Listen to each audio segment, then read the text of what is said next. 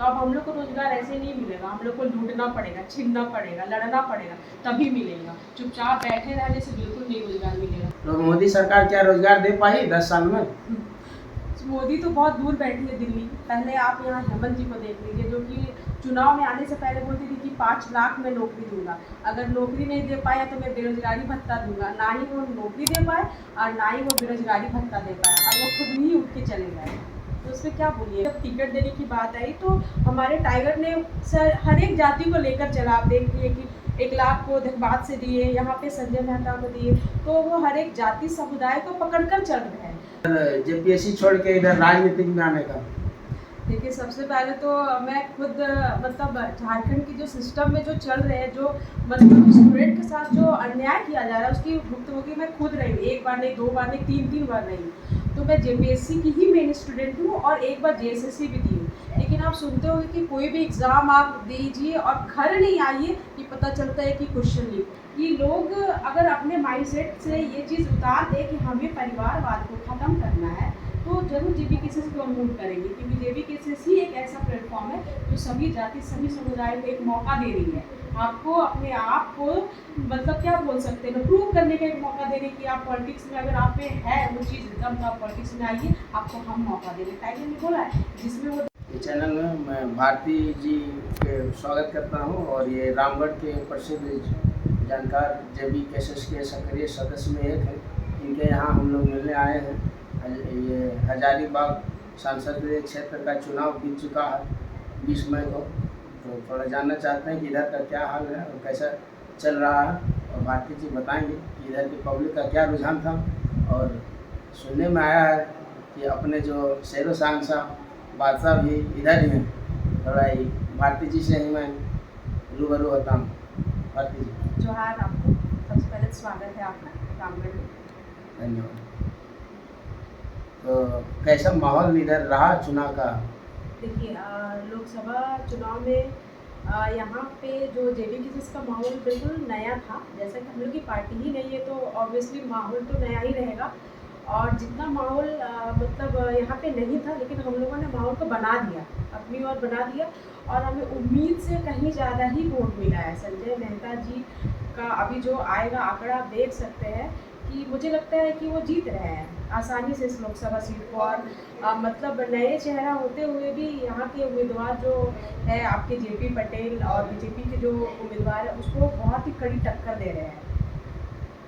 सुनने में आया, हम लोग क्षेत्र भ्रमण करते रहे हैं, तो फील्ड में समझ में आया, पब्लिक का ये आवाज़ गूंजा कि अभी फ़िलहाल दोनों विधायक हैं, जेपी जी भी और मनीष जायसवाल जी भी। इन दोनों ने सांसद बन के क्या करेंगे? जो ये अपना यहाँ जो लोग ये विधायकी में विधायक बन के विधानसभा में आवाज़ झारखंडियों की पहचान का बुलंदी नहीं कर रहे हैं। तो बहुत पब्लिक बोला कि लोकसभा इन लोग जाके क्या बोल पाएंगे जब यहाँ विधानसभा में ही नहीं बोल पा रहे हैं। तो इस विषय पर इधर का क्या रुझान है पब्लिक का, और क्या बोले पब्लिक लोग इनके बारे में, दोनों के बारे में? देखिए, आपको भी पहले पता होगा कि बीजेपी से हमारे लोकसभा के सांसद श्री जयंत सिन्हा जी, उनके कार्यकाल को देखते हुए यहाँ की जनता ने जो उनको लताड़ा है ना, आज उसकी ही देन है कि बीजेपी उसको ना टिकट देकर मनीष जायसवाल को टिकट दिया। तो रही बात मनीष जायसवाल की, तो मनीष जायसवाल जी जिस विधानसभा से आते हैं वो तो वहाँ की जनता ही बता सकती है कि वो क्या कार्य किए और क्या कार्य ना किए। और वो बीजेपी तो क्या बोल सकते हैं, पूरी दुनिया की सबसे बड़ी लोकतंत्र है, सबसे बड़ी पार्टी अभी वो चला रही है। तो अगर वो मनीष जायसवाल को टिकट दी होगी तो कहीं ना कहीं उसकी कुछ दूरदृष्टि तो रही होगी, क्योंकि उनका तो कोई बहुत बड़ा जाति वाला भी उनका कोई वोट बैंक तो है नहीं। आपको पता है जिस जाति से वो आते हैं।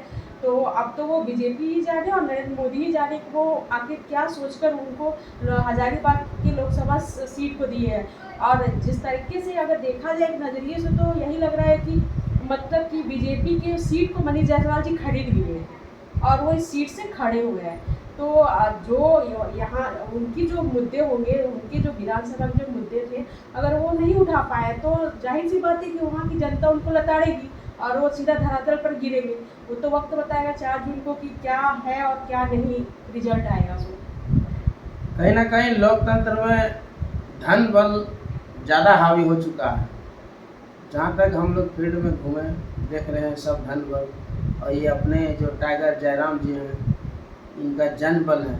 तो इधर कैसा रहा पूरा जन सैलाब, कैसा रहा इधर? देखिए, मैं तो बोल रही हूँ हमारी पार्टी बहुत नई थी, हमारे कैंडिडेट भी बहुत नए थे, चूँकि जेडीके से जितने लोग हैं सभी बहुत नए हैं, तो हमारी पार्टी को बहुत प्यार मिला, जितना मैं सोची नहीं थी, उम्मीद से ज़्यादा इसको प्यार मिला।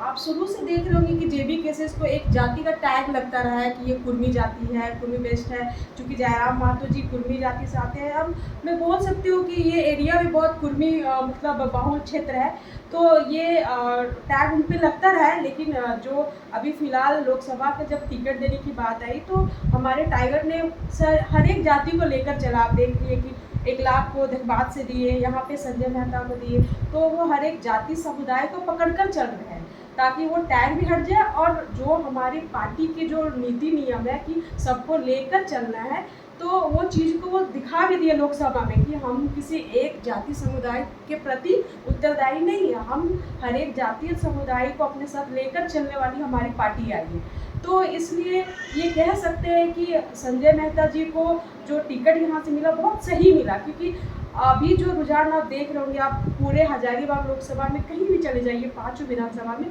तो उनका रुझान ऐसा कहीं नहीं आया कि उनको 0% ऑफ वोटिंग मिला है। बहुत अच्छा मिला, बहुत प्यार मिला है।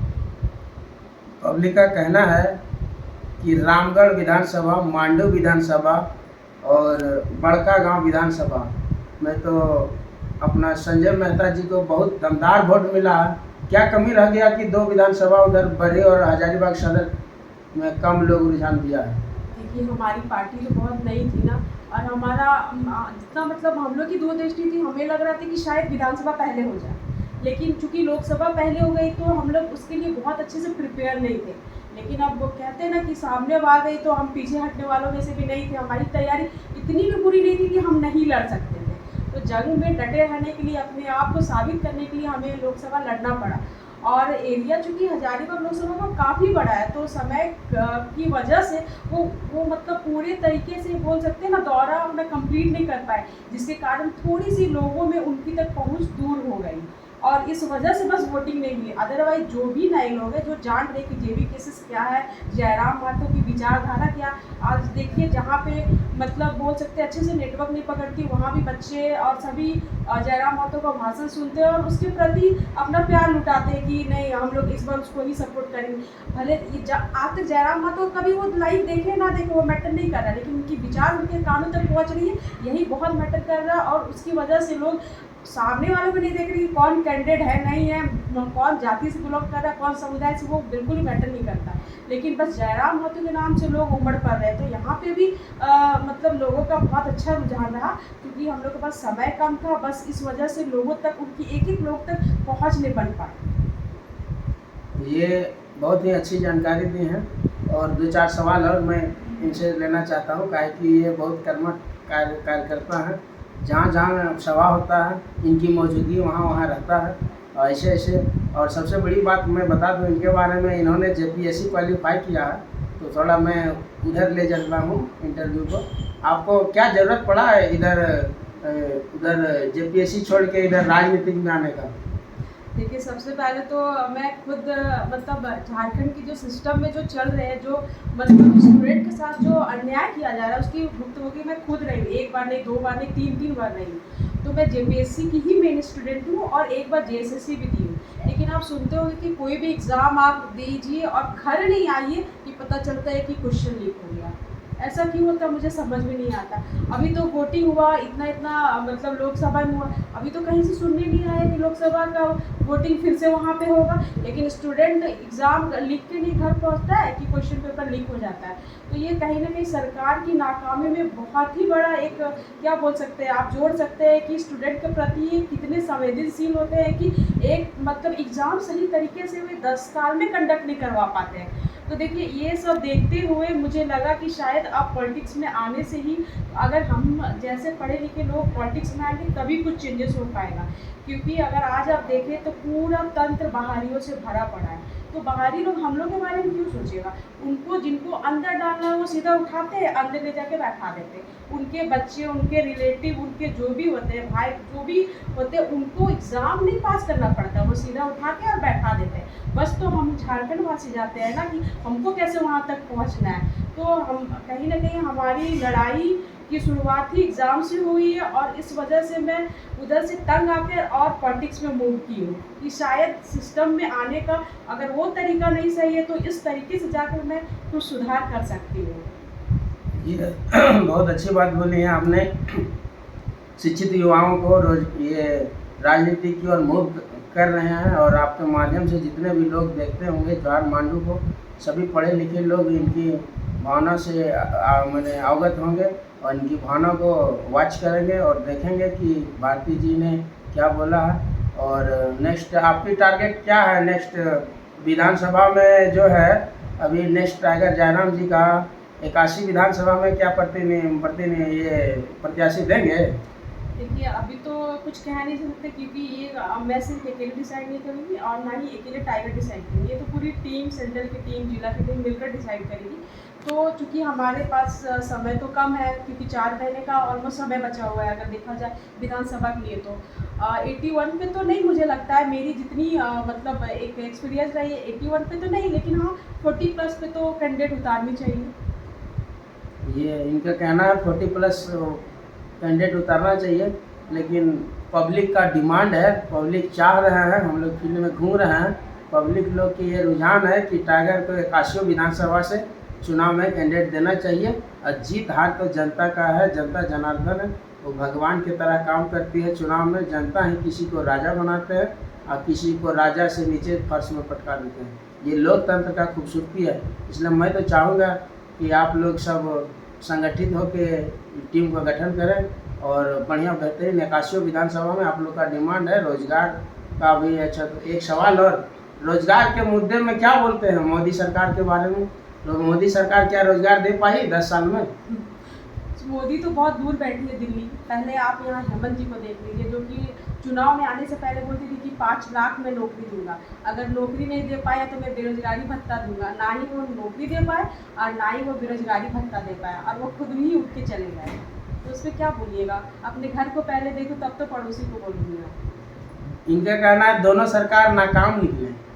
जो भी पब्लिक जनता जनार्दन इनको चुन के भेजा था, आशीर्वाद दिया था, खरा कोई नहीं उतरा। इसलिए अब नेक्स्ट कुछ और कड़वा सवाल है।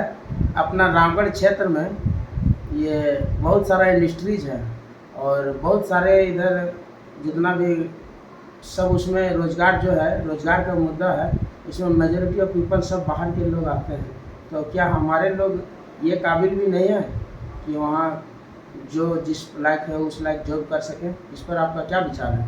देखिए इस विषय में हमारी JDKCS की टीम एक रोजगार निदेशालय है यहाँ पे रामगढ़ में ब्लॉक में, वहाँ पे एक हम लोगों ने एप्लीकेशन भी दिया था कि सबसे पहले जो D ग्रेड की नौकरी है जो कंपनियों में यहाँ के लोगों को रिजर्व किया जाए। तो उस पर मतलब ऑफिसर ने हम लोग से ही सहमति बनाई थी कि आपने जो बोला वो सही बोला और उन्होंने हम लोग से बल्कि रिपोर्ट मांगा था कि आखिर ऐसी कौन कौन कंपनी में हो रही है कि जहाँ पे बाहरी लोगों को ज़्यादा दबदबा बना हुआ है। तो ये तो अब यहाँ के लोगों को समझना है कि हम लोग को बदलाव कैसे करना है। अगर आप बदलाव कीजिएगा तभी अब आपको रोज़गार मिलेगा, अदरवाइज़ कुछ नहीं हो सकता है। पहले बदलाव फिर रोज़गार। मैंने बदलाव का बयार बहाना होगा, लोग की मानसिकता को बदलना होगा, तब जाके इनका कहना है, तब जाके झारखंड में झारखंडियत की भावना को जगेगा और लोग को रोज़गार मिलेगा। प्रदूषण यहाँ रामगढ़ जिला में प्रदूषण का फैक्टर बहुत बड़ा है। प्रदूषण नियंत्रण कोई कंपनी नहीं, सब आती है CSR फंड, बहुत सारे फंड है, सब में खाली प्रलोभन दे के लोग को बरगला रही है। तो ये कंपनियों को आप इस जवाहर मांडू चैनल के माध्यम से कंपनियों को क्या मैंने निर्देशित करिएगा या क्या आह्वान करिएगा? देखिए यहाँ रामगढ़ में प्रदूषण का मुद्दा शुरू से बहुत ही ज़्यादा रहा। अगर लिस्ट भी देखा जाए तो मुझे लगता है झारखंड में तीसरे या चौथे, अभी हाल फिलहाल की जो लिस्ट जारी हुई है झारखंड में तीसरे या चौथे नंबर पर रामगढ़ को लिस्टिंग किया गया है। तो अगर यहाँ पे प्रदूषण बहुत ज़्यादा बना, क्योंकि यहाँ पे चूँकि ये कोल्डफील्ड एरिया और यहाँ पे बहुत सारी कंपनियाँ आके बैठी हुई है, और कंपनियां जो है कि यहाँ पे प्रोटोकॉल को फॉलो नहीं करती है कि उनके डिस्टेंस क्या होना चाहिए, जो भी रेजिडेंशियल एरिया है वहाँ से कितना डिस्टेंस पे उनकी फैक्ट्री होनी चाहिए, कितने एरिया के अंदर में रेजिडेंशियल एरिया नहीं होना चाहिए, और कि कितने हाइट पे उनके जो प्रदूषण जो छोड़ते हैं धुआं वो चीज़ होना चाहिए। तो प्रोटोकॉल को फॉलो नहीं करती है, जिसके कारण आज हमारा रामगढ़ पूरी तरह से प्रदूषित हो गया। तो अगर कंपनी इसी तरह से चलती रही और यहाँ के लोग आवाज़ अगर नहीं उठाते, तो आप तो देख ही रहते, अभी बूढ़ाखाप में एक बच्चे को इतना बड़ा ट्यूमर कैंसर हो गया था। तो इस तरह की बीमारी तो बढ़ने गई।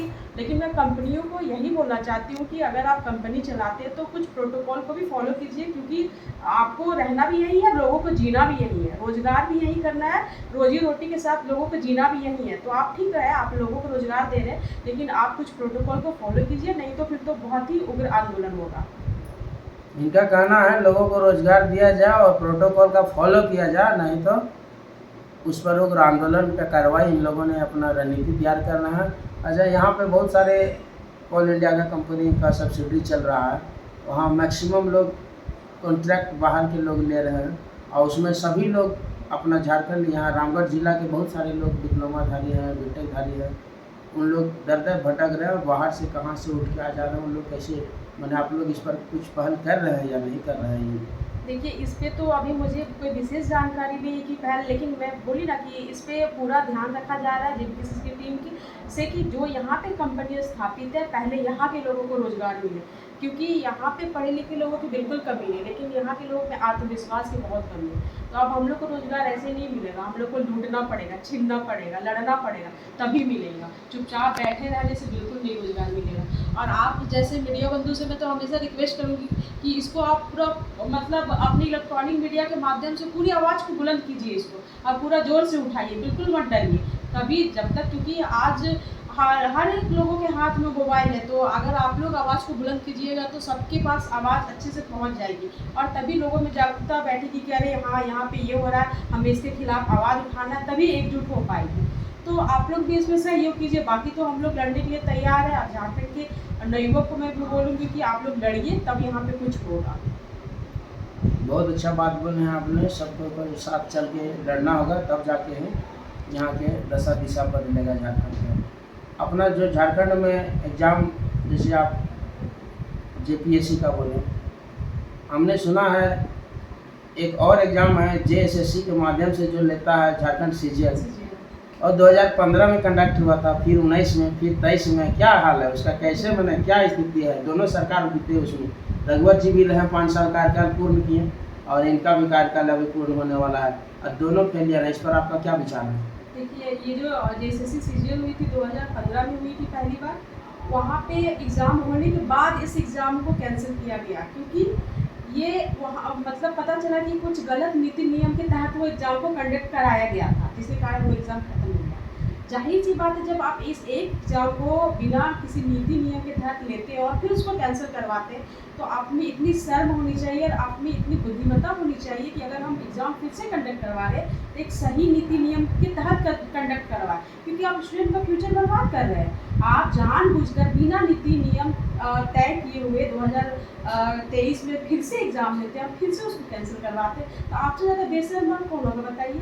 सरकार बेशर्म है, जो कि दोनों की दोनों सरकार इसमें फेल रही है, और बच्चे के भविष्य के साथ में खिलवाड़ की और कुछ भी नहीं की है। जो बहुत लड़का लोग से सुनने में आया, जो यहाँ का कैंडिडेट था, कि सबसे उस समय 5500 लिया गया था, फिर इन्होंने पैसा लिया, तो क्या सरकार से मांग करते हैं कि पैसा जो लिया गया वो वापस किया जाए, कि मैंने क्या करते हैं? बिल्कुल, जब 2015 में जब फॉर्म को भरा गया तो उस समय 500 लिया गया, उसके बाद एक बार नहीं, इसके लिए 3-4 बार फॉर्म भराया गया और हर बार पैसा लिया गया, कभी 500, कभी 100, कभी 500, इस तरीके से पैसा लिया। मैं खुद दी हूँ उसका पैसा, तो ना ही कोई पैसा आज तक रिफंड हुआ है और ना ही कुछ उसका बेनिफिट्स मिला है। तो मैं सरकार से यही बोलती हूँ कि आपने जरा सा भी अगर शर्म हया बची हुई है तो बच्चों के प्रति सोचिए। हमें पैसे नहीं चाहिए, लेकिन आप फेयर एग्ज़ाम को कंडक्ट करवाइए, ताकि कोई तो रोजगार में जाएगा, जिसमें एलिजिबिलिटी होगी वो जाएगा, जिसमें नहीं होगी वो नहीं रह जाएगा।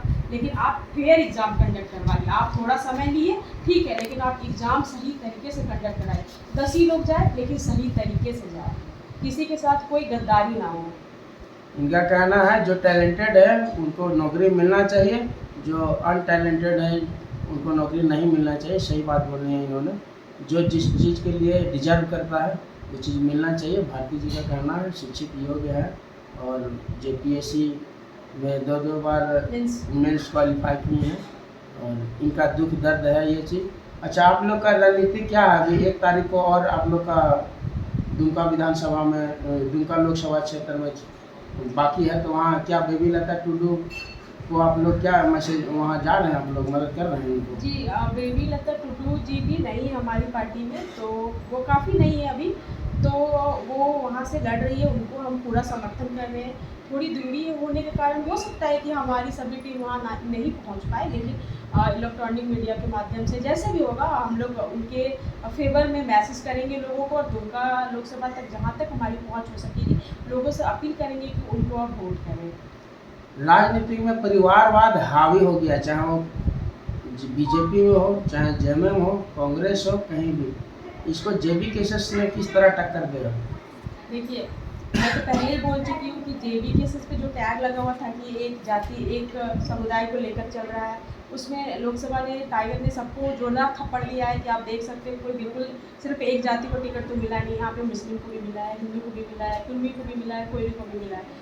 तो इस तरीके से अगर देखा जाए हमारी जो राष्ट्रीय पार्टी है, बीजेपी को ले लें, कांग्रेस को ले लें, सभी किसी के बेटे को टिकट दे रहे हैं, किसी को बेटी के टिकट दे रहे हैं, तो कोई अपनी पत्नी को उतार रहे हैं, तो कोई खुद उतार रहे हैं। तो मतलब यहाँ पे परिवारवाद इतना ज़्यादा हावी हो गया है कि आप राष्ट्रीय पार्टी के बारे में सोच ही नहीं सकते हैं। तो कहीं ना कहीं हम उसको एक एज ए बेनिफिट्स भी देख रहे हैं कि लोग अगर अपने माइंडसेट से ये चीज़ उतार दे कि हमें परिवारवाद को ख़त्म करना है, तो जरूर जेबी केसेस को हम मूव करेंगे, क्योंकि जेबी केसेस ही एक ऐसा प्लेटफॉर्म है जो सभी जाति सभी समुदाय को एक मौका दे रही है, आपको अपने आप को मतलब क्या बोल सकते हैं, प्रूव करने का एक मौका दे रही है कि आप पॉलिटिक्स में अगर आप में है वो चीज़ दम, तो आप पॉलिटिक्स में आइए, आपको हम मौका देंगे। टाइगर ने बोला है जिसमें वो दम है वो आगे आए, वो मौका उसको देंगे। लेकिन अगर आप सोच रहे हैं कि कांग्रेस आपको मौका देगी, बीजेपी आपको मौका देगी, जेबी मौका देगी, तो आप भूल जाएंगे। तो इसको हम एक एज ए बेनिफिट्स ले रहे हैं। ये बहुत ही अच्छा इन्होंने बोला है कि टाइगर जी का ये सोच है कि जो आप दूसरा पार्टी जो अपना बाल बच्चों के लिए सोच रहा है, जो अपना घर खानदान के लिए सोच रहा है, जेबी कैसे उभरता हुआ चेहरा टाइगर जयराम जी का इन्होंने जो बात बोला है कि उन्होंने ये प्लेटफॉर्म दिया है नए लड़का लड़कियों को कि आइए इसमें मिल के लड़िए, इसमें कोई परिवारवाद नहीं होगा, भाईचारगी नहीं होगा, जो होगा नीट एंड क्लीन होगा। और इनका कहना है, इन्होंने साबित कर दिया है ये लोकसभा चुनाव में कि सारे जो टैग लगा हुआ था वो टैग खत्म हो गया। सभी पार्टी सभी जाति सभी धर्म को समान रूप से भारतीय संविधान को फॉलो करते हुए और भारत के लोकतंत्र को फिर से जगाने का काम किया है टाइगर जयराम महतो जी ने। और ये अभी हमारे यहाँ भारती जी इतना बढ़िया जानकारी दें। और एक और बात सुने हैं कि आज टाइगर जी रामगढ़ जिला और आए थे, तो क्या इधर भी आपकी तरफ भी आए टाइगर जी? हाँ, मेरी उससे मुलाकात हुई, क्योंकि मुझे तो मिलना ही था उनसे, क्योंकि मैं सेंट्रल कमेटी में जो जाहिर सी बात है अगर हमारे नेता आते हैं तो मुझे मिलना मेरा वो प्रोटोकॉल है, मेरा वो फर्ज है। तो जी मेरी मुलाकात उनसे हुई है। टाइगर जी सभी का सम्मान करते हुए इनसे भी मिले और जितने भी इधर के कर्मठ कार्यकर्ता हैं सबसे मिलते हुए जा रहे हैं और यही उनका बड़प्पन है। और सबका विचार, सबका सम्मान, समावेश, सबका झारखंडी आवाज़ को बुलंद कर रहे हैं। और लग रहा है कि ये अभी जो राजनीति में उतरे हैं ये अभी आगाज हुआ है, इसका अंजाम भी पहुंचेगा और झारखंडियों की आवाज़ बुलंद करेंगे। और बहुत बहुत धन्यवाद भारती जी जो कि आपने समय दिया, जोहार मांडू को बहुत बहुत धन्यवाद।